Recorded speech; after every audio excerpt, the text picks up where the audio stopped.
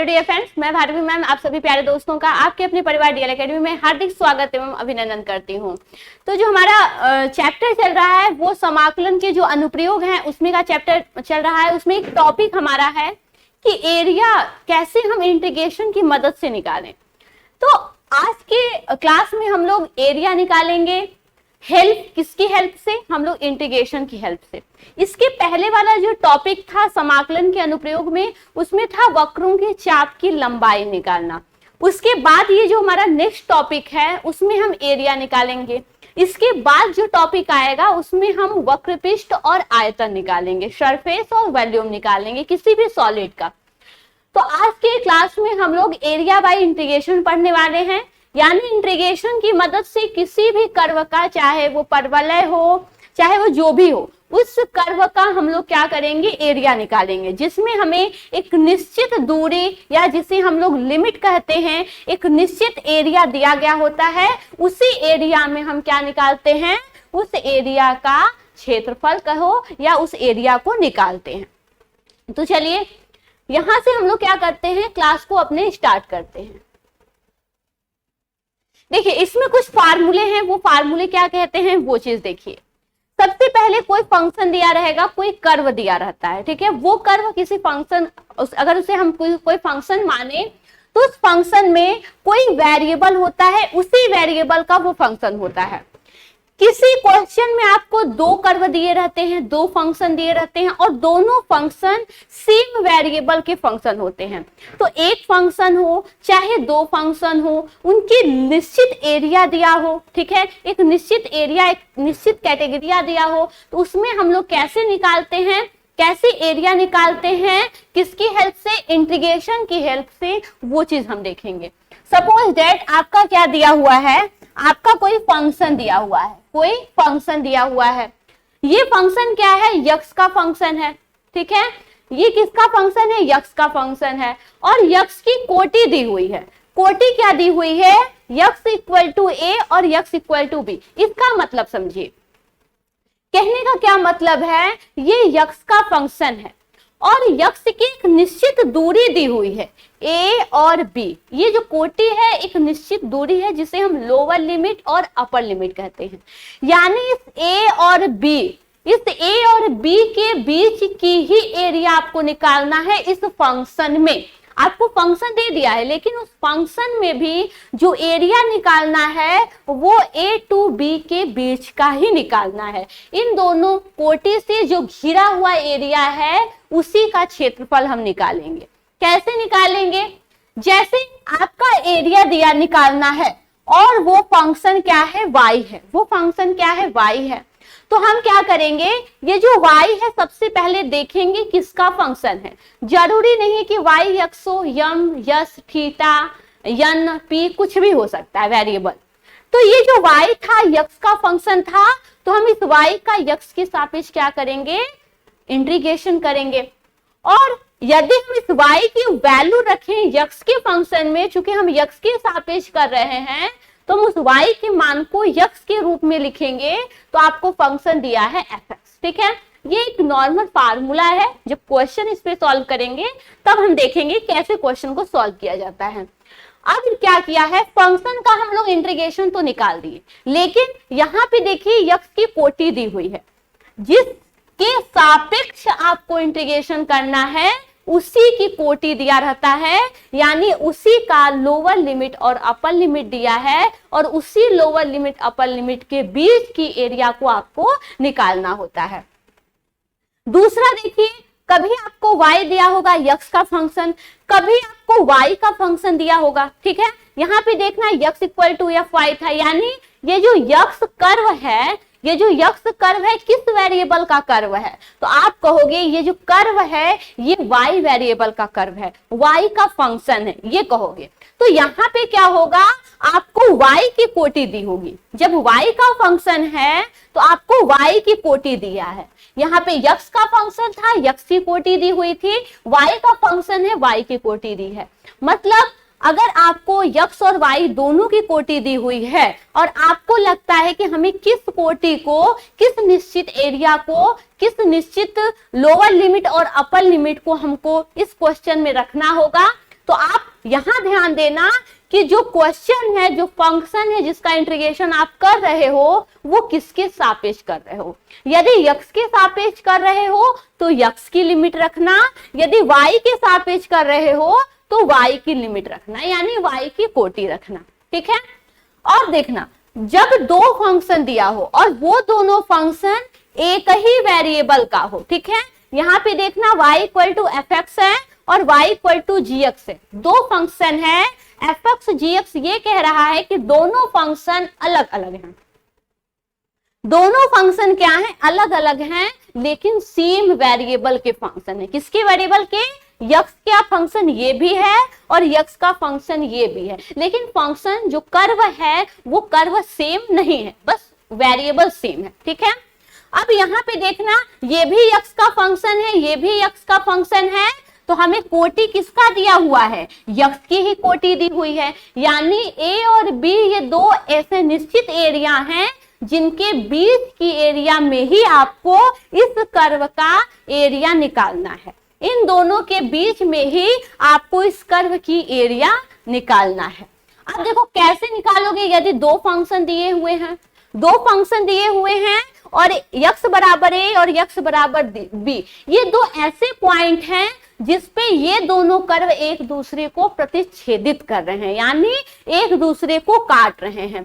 अब देखना यहां से क्या होगा, दोनों जब भी हम एरिया निकालेंगे तो यहां से देखना सी घिरे क्षेत्र का एरिया, यानी ये जो फंक्शन दिया है और दूसरा वाला जो फंक्शन दिया है, जब ये दोनों फंक्शन इस निश्चित कोटि के अकॉर्डिंग एक दूसरे को काट रहे हैं, प्रतिच्छेदित कर रहे हैं, तो उनसे जो एरिया बन रहा है, उन दो पॉइंटों को मिलाने पर उनसे जो एरिया बन रहा है, उस एरिया का जब क्षेत्रफल निकालोगे, आप क्या करोगे, यक्स की जो कोटि दिया हुआ है, जो लोअर लिमिट और अपर लिमिट जिसे हम कहते हैं, इंटीग्रेशन के नीचे और ऊपर वो चढ़ा देना। उसके बाद क्या करना है, किसका इंटीग्रेशन निकालना है, दोनों फंक्शन का डिफरेंस निकालना है। क्या निकालना है, दोनों फंक्शन के डिफरेंस का हमें समाकलन निकालना होता है। तो यही बस आपको इस वाले चैप्टर में यही तीन हैं, कभी x का फंक्शन दिया होगा, कभी y का फंक्शन दिया होगा, कभी दो कर्व दिए होंगे एक ही वेरिएबल के दिए होंगे, उनके बीच जो दो बिंदु एक दूसरे पे काट रहे हैं या प्रतिच्छेदित कर रहे हैं, उन दो बिंदुओं के बीच की एरिया को निकालना होगा। तो हम कैसे निकालेंगे, जब क्वेश्चन लगाएंगे वहां से हम और डीपली और अच्छे से समझेंगे। चलिए वही चीज है, यहाँ पे देखिए एक क्वेश्चन है, बहुत ही बेसिक क्वेश्चन मैं लेके आई हूं, बहुत ही बेसिक क्वेश्चन। जब तक आप बेसिक क्वेश्चन, नॉर्मल क्वेश्चन नहीं लगाना सीखोगे, एकाएक जब आप हाई लेवल के क्वेश्चन पे डाकोगे ना या कूदोगे ना उस पे, तो क्या होगा, आप क्वेश्चन में, उस हाई लेवल के क्वेश्चन में बार बार फंसते जाओगे। तो बेसिक क्वेश्चन से किसी भी नए चैप्टर को स्टार्ट कीजिए आप लोग, क्योंकि जरूरी नहीं है कि एग्जाम में आपके हाई लेवल के क्वेश्चन नहीं पूछे, 2 नंबर के क्वेश्चन भी पूछे जाते हैं, 1 नंबर के क्वेश्चन, 4 नंबर और 5 नंबर के क्वेश्चन भी पूछे जाते हैं। तो उस अकॉर्डिंग देखा जाए तो बेसिक क्वेश्चन आपके हाई लेवल वाले क्वेश्चन से भी ज्यादा इंपॉर्टेंट बनता है, क्योंकि बेसिक क्वेश्चन के जो आपके नंबर होते हैं, यानी बेसिक जो क्वेश्चन, नॉर्मल क्वेश्चन होते हैं, जो 1-1, 2-2 नंबर क्वेश्चन होते हैं, वो हाई लेवल वाले क्वेश्चन या 4-5 नंबर वाले क्वेश्चन से अधिक पूछे जाते हैं, ठीक है, उनका लेवल अधिक होता है। अब यहां से देखो, एक आपको कर्व दिया हुआ है, तो किसका फंक्शन है, y equal to M X, ठीक है, y equal to M X है, ये आपका एक कर्व है। अब यहाँ पे दिया क्या है, यक्स अक्ष एवं कोटि यक्स बराबर 2 के बीच का क्षेत्रफल ज्ञात कीजिए।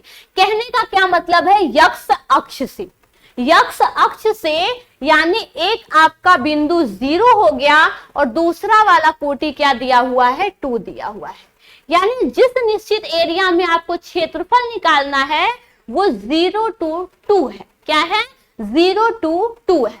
अब क्या करेंगे हम लोग, कैसे एरिया निकाला जाता है, एरिया निकालने के लिए हम लोअर लिमिट और अपर लिमिट, ये जो निश्चित क्राइटेरिया दिया गया होता है उसी में हम एरिया निकालते हैं।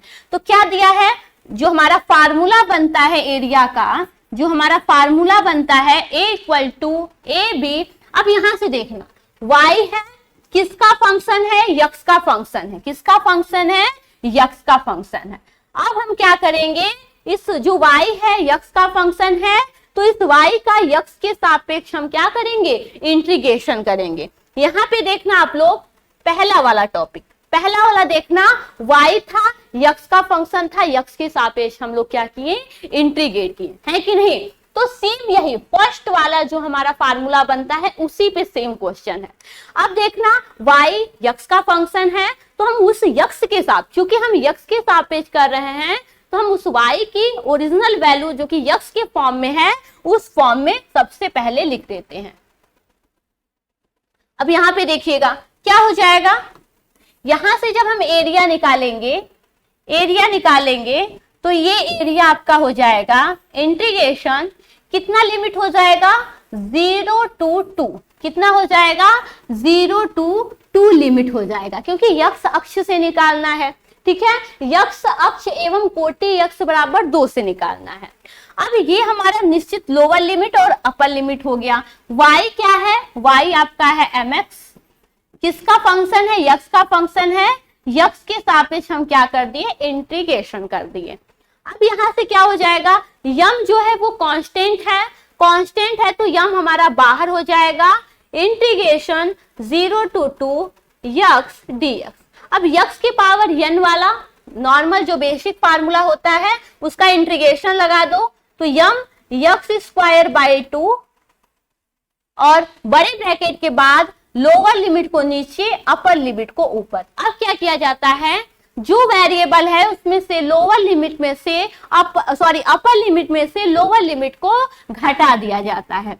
तो यहां से क्या हो गया, यम बाई 2 बाहर हो गया, यक्स स्क्वायर यानी 2 का स्क्वायर माइनस लोअर लिमिट क्या है, 0 का स्क्वायर। वेरिएबल में हम क्या करेंगे, अपर लिमिट और लोअर लिमिट को पुट करेंगे। अब ये आपका कितना हो गया, ये आपका हो गया यम इंटू 4/2। तो ये जो वैल्यू आई आपकी, वो वैल्यू आपकी आई 2m। अब देखो एरिया निकाल रहे हो, क्या निकाल रहे हो, एरिया निकाल रहे हो, और एरिया में आपको यहाँ पे यूनिट नहीं दिया हुआ है, यानी आपको मात्रक नहीं दर्शाया है, वो क्या कि सेंटीमीटर में है, मीटर में है, किलोमीटर में, ऐसा कुछ नहीं बताया है। तो आपको पता है जो एरिया होता है उसकी यूनिट वर्ग में होती है, स्क्वायर में होती है।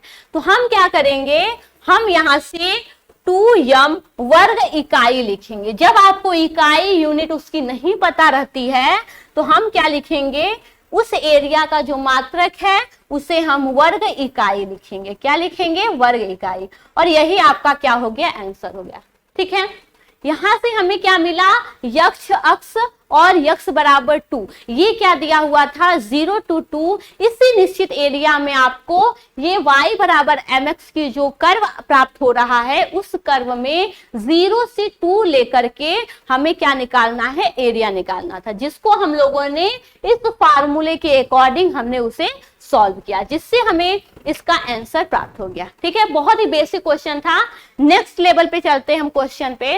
ये क्वेश्चन है, देखिए आपकी बुक में बहुत सारे ग्राफ बनाए हुए हैं।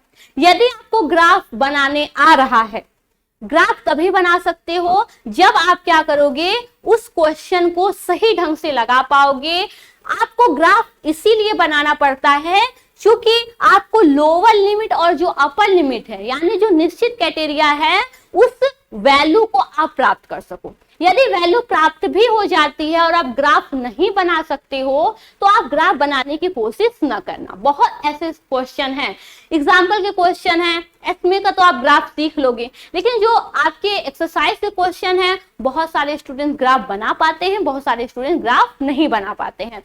तो एग्जाम में जब आप ऐसे क्वेश्चन आएगा, जरूरी नहीं है कि आप ग्राफ बनाओ चाहे ग्राफ ना बनाओ। यदि आ रहा है सही सही तो बनाओ, लेकिन यदि डाउट में हो ग्राफ बनाने में तो उस ग्राफ को ना बनाओ। लेकिन ग्राफ में जो भी वैल्यू है, उस वैल्यू को आप विदाउट ग्राफ के जरिए भी आप समझ सकते हो। कुछ ऐसे ग्राफ होते हैं जिसको आप ग्राफ बना करके ही समझ पाओगे। लेकिन यदि आपके माइंड जो आपके सोचने का जो तरीका है यदि वो अच्छा है, आप सोच समझ सकते हो, तो आपको विदाउट ग्राफ आप उस क्वेश्चन को सॉल्व कर सकते हो। तो ऐसे क्वेश्चन आपके आएंगे जिसको हम लोग ग्राफ के जरिए ही समझेंगे, यानी विदाउट ग्राफ आप उस क्वेश्चन को क्या लिमिट आ सकती है, क्या लिमिट नहीं आ सकती है, वो आप नहीं समझ पाओगे। लेकिन वहां पर भी मैं आप लोग को ये चीज बताऊंगी कि विदाउट ग्राफ, यानी अगर आपको ग्राफ बनाने में प्रॉब्लम हो रही है तो कैसे हम उस निश्चित एरिया को या कैसे हम उस निश्चित लिमिट को प्राप्त कर सके, वो चीज, ठीक है। तो ज्यादा से ज्यादा परवलय में प्रॉब्लम देता है, लेकिन परवलय वाले में ही आपके जो क्वेश्चन होती हैं, जो लिमिट प्राप्त होती है, विदाउट ग्राफ आप उसे सॉल्व भी कर सकते हो। तो ऐसे क्वेश्चन हैं जो मैं आप लोग को बताऊंगी। जितने भी क्वेश्चन बताऊंगी वो तो बता ही रही हूं, लेकिन जब तक आपके सारे यूनिट खत्म नहीं हो जाएं, जब खत्म हो जाएंगे उसके बाद ही मैं जितने भी प्रैक्टिस सेट हैं, उन प्रैक्टिस सेट में जो भी मैं प्रैक्टिस सेट कराऊंगी उसमें हर चैप्टर से एक एक दो दो क्वेश्चन, चाहे वो बेसिक क्वेश्चन हो, हाई लेवल के क्वेश्चन हो, सभी क्वेश्चन की प्रैक्टिस होगी। तो सबसे मजा वाला जो पढ़ाई होगी, या कहें सबसे जो इंटरेस्टिंग आपके जो क्लासेस चलेंगी, वो प्रैक्टिस सेट वाली ही चलेंगी। ऐसे जो नॉर्मल क्लासेस चल रही हैं, जो आपके चैप्टर, आपके एक्सरसाइज को कंप्लीट कराया जा रहा है, उसमें आपको क्वेश्चन कैसे लगाए जाते हैं, क्या फार्मूले हैं, ये सब बताने के तरीके होते हैं। लेकिन यदि आप ये भी नहीं पढ़े रहोगे तो प्रैक्टिस सेट करने का कोई फायदा भी नहीं है, ठीक है। चलिए, यहाँ पे मैं आपको ग्राफ बनाना भी सिखाऊंगी। बहुत ही अच्छा क्वेश्चन है, ऐसे ही क्वेश्चन एग्जाम में आते हैं, ठीक है। ऐसे ही क्वेश्चन एग्जाम में आते हैं, ना तो ज्यादा हाई लेवल के आते हैं, ना तो ज्यादा बेसिक आते हैं। बेसिक भी आते हैं तो 1 या 2 नंबर के आते हैं। चलिए, आपका जो कर्व दिया है वो दिया है y बराबर cos x। क्या दिया है? y बराबर cos x। उसके बाद क्या दिया है? यक्स अक्ष एवं कोटियों x बराबर 0 तथा x बराबर π/2 से घिरे क्षेत्र का क्षेत्रफल ज्ञात कीजिए। यानी जो y है किसका फंक्शन है? x का फंक्शन है। तो किसकी कोटि दी हुई है? x की कोटि दी हुई है। कोटि क्या दी हुई है? 0 और π/2, यानी लोअर लिमिट और अपर लिमिट दिया हुआ है। अब यहां से देखिएगा आप लोग, से घिरे क्षेत्र का क्षेत्रफल निकालना है। भाई किसका क्षेत्रफल निकालना है? तो आप लोग को cos x का ग्राफ पता होगा। किसका ग्राफ? cos x का ग्राफ पता होगा। मैं फर्स्ट सेमेस्टर में भी आपको sin x cos x का ग्राफ बताई थी। चलो यहाँ पे भी बता देती हूँ। यहां से देखिएगा 0 दिया हुआ है, 0 से π/2 क्या निकालना है? 0 से π/2, ये आपका x एक्सिस है, x एक्सिस है, और ये आपका क्या है? y एक्सिस है। ओके, अब क्या दिया है? यक्ष अक्ष की कोटि दी हुई है, कितनी? 0 और π/2। यदि हम इसको 0 माने, इसको π/2 माने, इसको पाई माने, ठीक है, ये आपके पॉइंट बनते हैं। पाई का आधा π/2, यानी इस दूरी का आधा क्या हो गया? π/2। अब cos x का ग्राफ कैसे बनता है ये ध्यान दीजिए। कॉस में जो सबसे हाईएस्ट होता है, सबसे जो हाईएस्ट होता है वो क्या होते हैं? शीर्ष। वो जो सबसे हाईएस्ट शीर्ष होती है वो आपका होता है कॉस कितना? कॉस 0 पे होते हैं। अगर वैल्यू देखा जाए कॉस 0 की तो वो आपकी होती है 1। यदि आपको वैल्यू देखा जाए cos π/2 या यूं कहें cos 90 डिग्री, तो cos 90 डिग्री की वैल्यू कितनी होती है? 0 होती है। कितनी होती है? 0। अब बताइए यहाँ पे जो ग्राफ है वो ग्राफ कैसे बनता है? cos 0, क्या? cos 0, 0 पे क्या है? आपके वैल्यू 1 प्राप्त हो रही है। क्या? 1 प्राप्त हो रही है। यदि आप इसको 1 मान के चलो, क्या मान के चलो? 1 मान के चलो, तो आप क्या करोगे? जो आपके ग्राफ बनेंगे ना, वो ग्राफ कुछ इस तरह बनेंगे। क्या बनेंगे? वो ग्राफ कुछ इस तरह बनेंगे।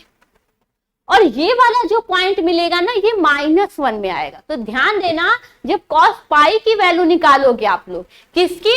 cos पाई की वैल्यू। तो cos पाई की वैल्यू कितनी होती है? आप लिख सकते हो cos पाई -0, और 180 माइनस थीटा सेकेंड कोऑर्डिनेट में आता है। सेकेंड कोऑर्डिनेट में साइन कोसेक पॉजिटिव होता है, तो ये cos 0 हो जाएगा। और ये तो कॉस है, जबकि साइन कोसेक पॉजिटिव होता है तो ये आपकी निगेटिव वैल्यू हो जाएगी। कॉस 0 की वैल्यू 1 होती है तो यहां से कॉस पाई की वैल्यू कितनी निकलेगी, -1। आ रही है कि नहीं? अगर यहां से मिलाया जाए तो ये वैल्यू कितनी है, -1 है।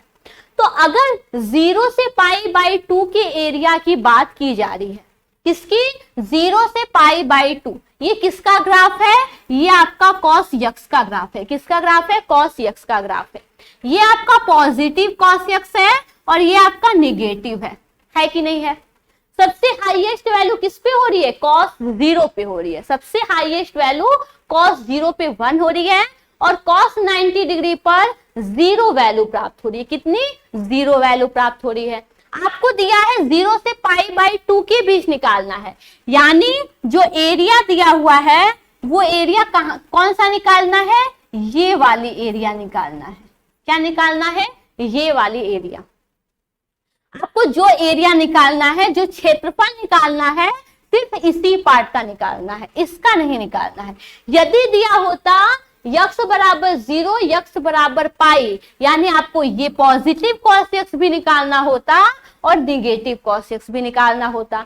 तो सबसे पहले तो आप तो 0 से π/2 लिमिट लेकर के आप इसका इंटीग्रेशन करते, ठीक है, पाई पॉजिटिव वाला। उसके बाद क्या करते, π/2 से पाई चलते, तो जाकर के आपको इस एरिया को प्राप्त करते। लेकिन इसमें जो कर्व मिलता, वो कर्व किसका मिलता, -cos x का मिलता। इसमें आप cos x का इंटीग्रेशन करते और इसमें आप -cos x का इंटीग्रेशन करते, ठीक है। तो ये बात रही जब x बराबर पाई होता तब, और दोनों को अलग अलग निकाल करके जोड़ दिया जाता है, जिससे ये एरिया भी प्राप्त हो जाता है और ये एरिया भी प्राप्त हो जाता है। लेकिन हमें क्या करना है, हमें सिर्फ 0 से π/2 के बीच की ही एरिया प्राप्त करना है।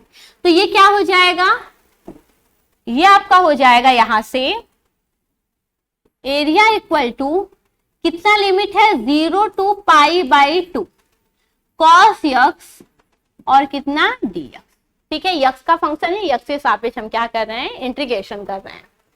यहां से कितना हो गया, cos x का आप लोग जानते हो कितना होता है, ये आपका sin x होता है।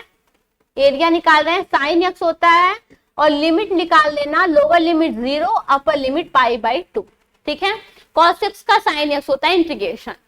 अब यहां से क्या करना, अपर लिमिट को वेरिएबल की जगह पुट कर देना, माइनस लोअर लिमिट को वेरिएबल की जगह पुट कर देना।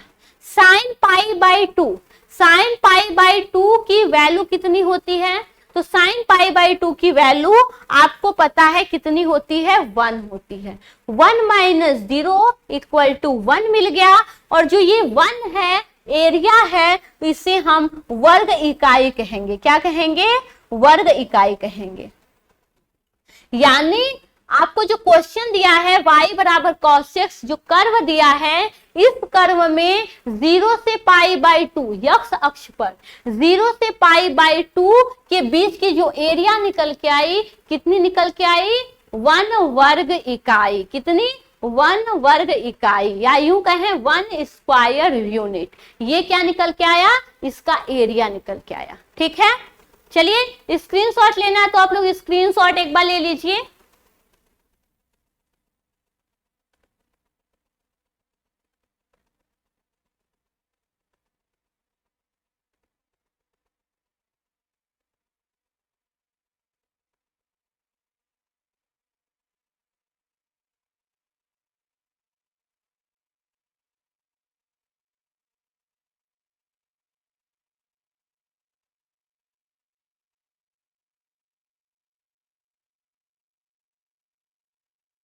नेक्स्ट क्वेश्चन पे हम लोग आते हैं, अपने नेक्स्ट क्वेश्चन पे।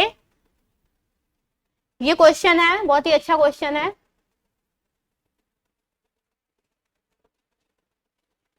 चलिए, अब यहां से आपको क्या दिया हुआ है, 2 कर्व दिया हुआ है। क्या दिया है, 2 कर्व दिया हुआ है।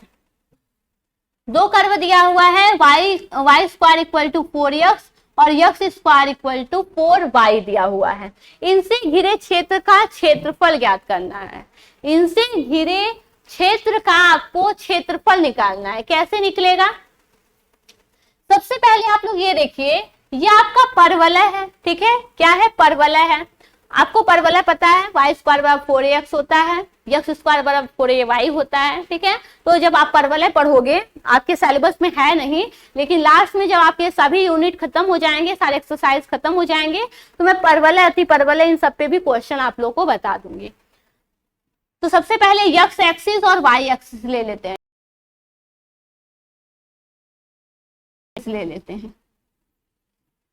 अब देखो परवलय निकालना है, y स्क्वायर बराबर 4x है, क्या है, y स्क्वायर बराबर 4x है। तो x का फंक्शन है ये x का फंक्शन है, यहाँ पे क्या हो जाएगा, ये आपका हो जाएगा कुछ इस तरह इसका परवलय, ठीक है। एक है x स्क्वायर बराबर 4y, तो ये आपका क्या हो जाएगा, ये देखना जीरो वाले से टच है, ठीक है, ये जीरो वाले से टच है आपका, ये हो गया। ये दो परवलय हो गए आपके, क्या हो गए, ये दो परवलय हो गए।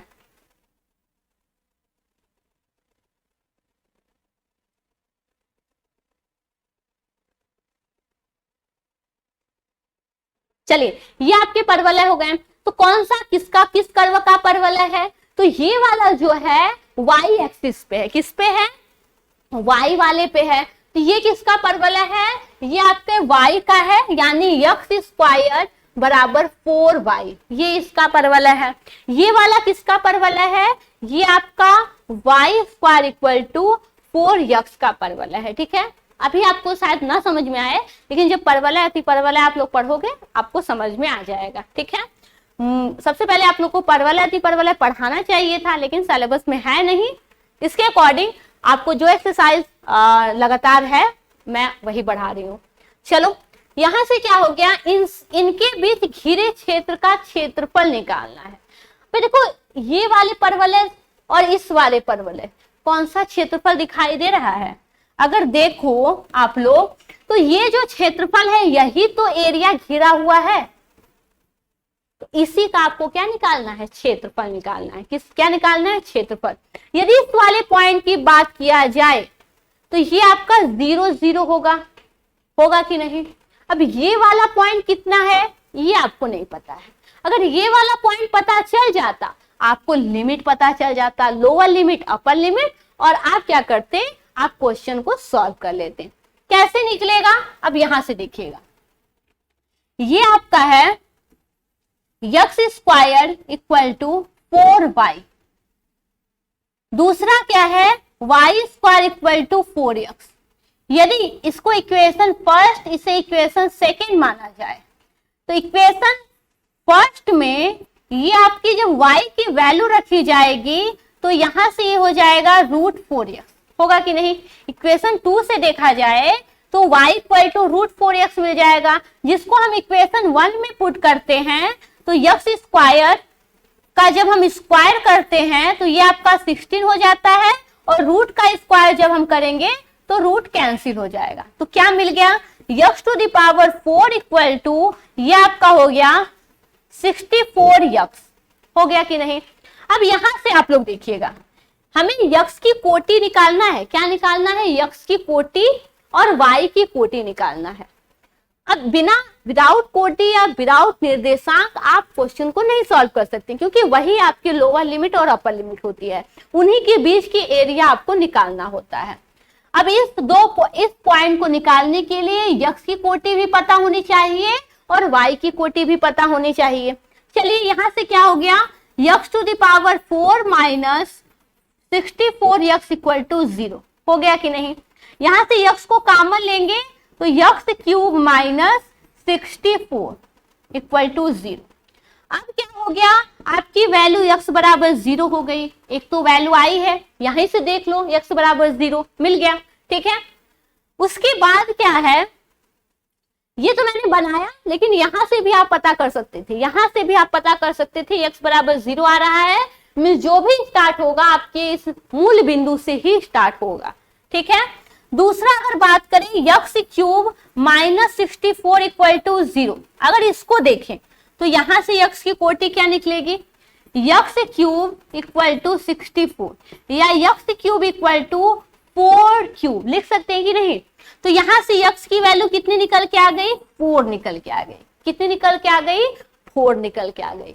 मीन्स ये जो वैल्यू निकली ये जो वैल्यू निकली, यहां से यदि बात किया जाए तो ये कितना है, 4 है। कितना है, 4 है। और यहाँ पे यदि y की कोटि की बात किया जाए तो y की कोटि क्या मिलेगी, 0 मिल जाएगी। क्या मिल जाएगी, 0 मिल जाएगी।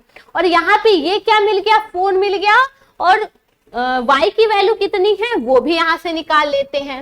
अब ये देखिएगा x बराबर 4 मिल गया। अब हम इक्वेशन फर्स्ट में हम क्या करते हैं, x की वैल्यू रखते हैं, x की वैल्यू रखते हैं। तो यहां से y की वैल्यू निकल जाएगी। क्या निकल जाएगी, ये आपकी निकल गई 64 इक्वल टू 4y। यानी y की वैल्यू कितनी निकल गई, आपकी y की वैल्यू आ गई 4। कितनी हो गई, y की वैल्यू आपकी आ गई 4।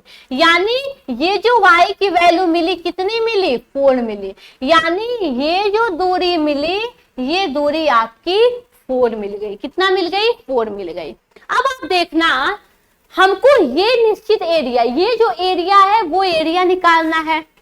इन दोनों वक्र का प्रतिच्छेदन बिंदु भी पता चल गया। कितना है, 0 to 4 है। कितना है, 0 to 4 है। अब देखना कैसे हम निकालेंगे।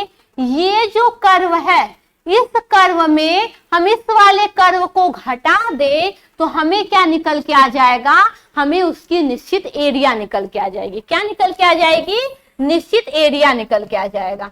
तो चलो यहां से क्या हो गया, यहां से आपका आ गया, ये ध्यान देना, ये जो आपका लास्ट वाला था, ये जो लास्ट वाला था, ठीक है, ये वाला पॉइंट हमें क्या निकल के आ गया, हमें ये चीज पता चल गई। हमें x बराबर 0 to x बराबर 4 पता चल गया, हमें कोटि पता चल गई। अब दो फंक्शन है, दोनों फंक्शन का हम क्या करेंगे, दोनों फंक्शन का हम इस फार्मूले के अकॉर्डिंग हम क्या करेंगे, एरिया निकालेंगे। तो कैसे निकालेंगे, यहां से देखिएगा, ये आपका क्वेश्चन है, ठीक है। तो आपका एरिया जो हो गया इंटीग्रेशन 0 to 4, कितना, 0 to 4। अब देखना फर्स्ट वाला जो था, फर्स्ट वाला क्या था, y² इक्वल टू 4x। ध्यान देना, y² इक्वल टू 4x। देखना दोनों सेम फंक्शन होना चाहिए, दोनों क्या होना चाहिए, सेम फंक्शन। यदि यहाँ पे ध्यान दो, यहाँ पे ध्यान दो, तो ये y इक्वल टू हो जाएगा x² 4 हो जाएगा। और यहां से y बराबर क्या निकल जाएगा, y बराबर √4x निकलेगा कि नहीं। दोनों x के फंक्शन है, सेम है, दोनों कर्व सेम है, लेकिन क्या है, अलग अलग, एक ही वेरिएबल के फंक्शन है, लेकिन दोनों कर्व क्या है, अलग अलग है। अब देखना इसके अकॉर्डिंग ये जो आपका फार्मूला बनता था, ये जो फार्मूला बन रहा था, यहाँ पे ध्यान देना, x इक्वल टू 0 मिल गया, x इक्वल टू 4 मिल गया। अब आपको क्या करना है, आपको y बराबर fx भी मिल गया है और y बराबर gx भी मिल गया है। फार्मूला क्या है एरिया निकालने का, हमें इंटीग्रेशन जो लिमिट निकाले हैं 0 to 4, एक कर्व में से दूसरे कर्व को घटा देना है, ठीक है। तो चलो यहां से ये आपका क्या हो जाएगा, इस वाले कर्व में जब ये वाला कर्व घटाएंगे तो जाकर के हमें ये एरिया प्राप्त हो जाएगा, ठीक है। तो ये वाला कर्व में क्या हो जाएगा, ये आपका 0 to 4 हो गया, ये भी 0 to 4 आएगा, ये वाला कर्व भी 0 to 4 0 to 4, ठीक है। तो ये आपका हो गया √4x माइनस दूसरा वाला क्या है, x² 4।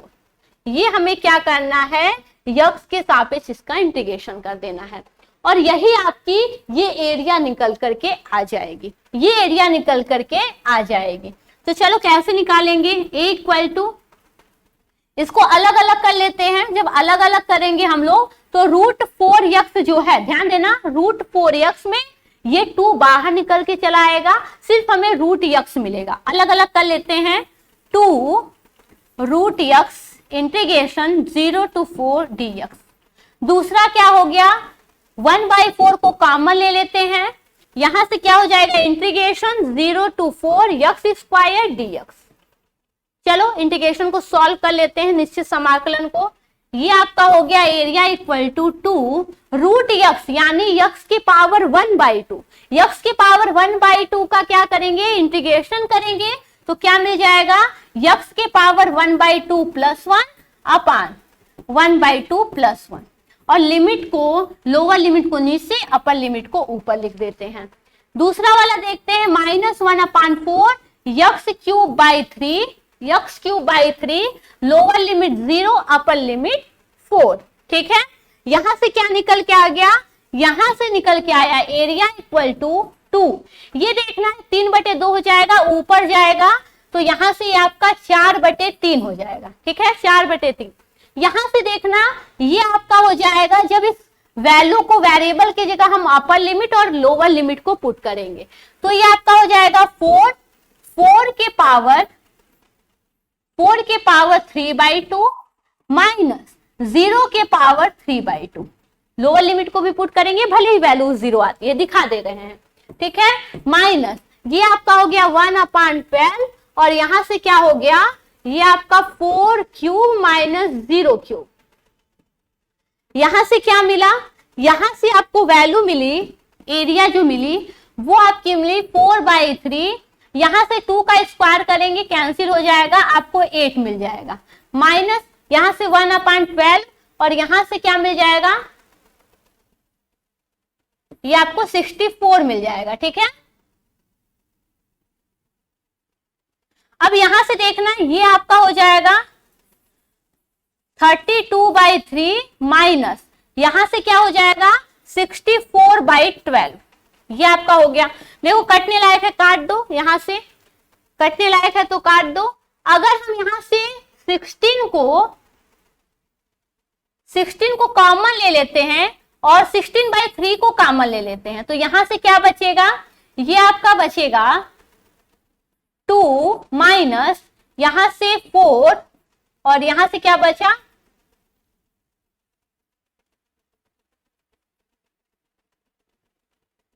हाँ ये आपका बच गया, जिसकी वजह से आपकी वैल्यू आ गई 16/3 2 - 1 = 16/3। यही आपकी एरिया निकल के आ गई और एरिया की जो इकाई आई ये वर्ग इकाई, 16/3 वर्ग इकाई, ये आपका क्या हो गया, आंसर निकल के आ गया। क्या हो गया, आंसर निकल के आ गया। तो जो एरिया निकल के आई वो 16/3 वर्ग इकाई निकल के आई। क्या, 16/3 वर्ग इकाई निकल के आ गई। ये क्या है, आपका एरिया निकल के आ गया है। ठीक है, समझ में आया सबको। ऐसे क्वेश्चन में क्या करना होता है, सबसे पहले आप लोग कहोगे कि ये x² है, ये y² है, इसको भी y होना चाहिए था, दोनों अलग अलग ही रहता भले ही, लेकिन x का फंक्शन रहता।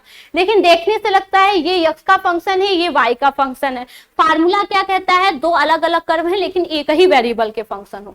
आप बना दो इसको एक ही वेरिएबल के फंक्शन। हमने क्या किया, हमने बना दिया, ये भी y है, ये भी y है, ये भी x का फंक्शन है, ये भी x का फंक्शन है।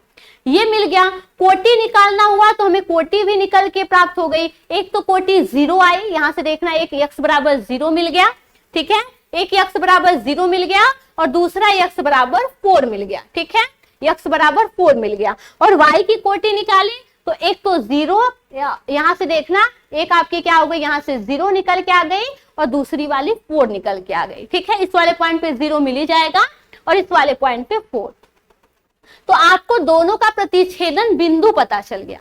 दोनों का प्रतिच्छेदन बिंदु यानी दोनों का निर्देशांक पता चल गया, जिसके अकॉर्डिंग आप क्या करोगे, जो फार्मूला बनता है कि दो फंक्शन को घटा करके उस निश्चित क्राइटेरिया में हम क्या करते हैं, उसका इंटीग्रेशन कर देते हैं। ठीक है, उसका इंटीग्रेशन कर देते हैं। सर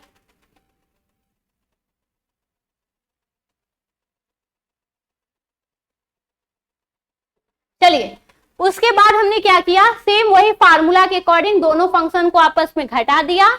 जो हमने कोटि निकाला था उस कोटि को हमने रख दिया लोअर लिमिट और अपर लिमिट मान करके, फिर इसको सॉल्व किया, हमारा आंसर निकल के आ गया। तो जितने भी क्वेश्चन बनते हैं आपके, सभी इसी टाइप के क्वेश्चन बनते हैं। ये भी देखिएगा, y = 2x² है, एक सरल रेखा दिया हुआ है, इससे घिरे क्षेत्र का क्षेत्रफल निकालना है। कुछ भी नहीं करना है इस क्वेश्चन में भी आपको, कुछ भी नहीं करना है ऐसे क्वेश्चन में सर, कुछ भी नहीं करना है आपको। यहां पे देखिएगा दिया है y इक्वल टू 2x², ठीक है, y इक्वल टू 2x² दिया हुआ है, और यहां से दूसरा क्या दिया हुआ है, ये मान लो इक्वेशन फर्स्ट है। सरल रेखा क्या दिया हुआ है, x minus Y plus 3 equal to 0, ये दिया हुआ है।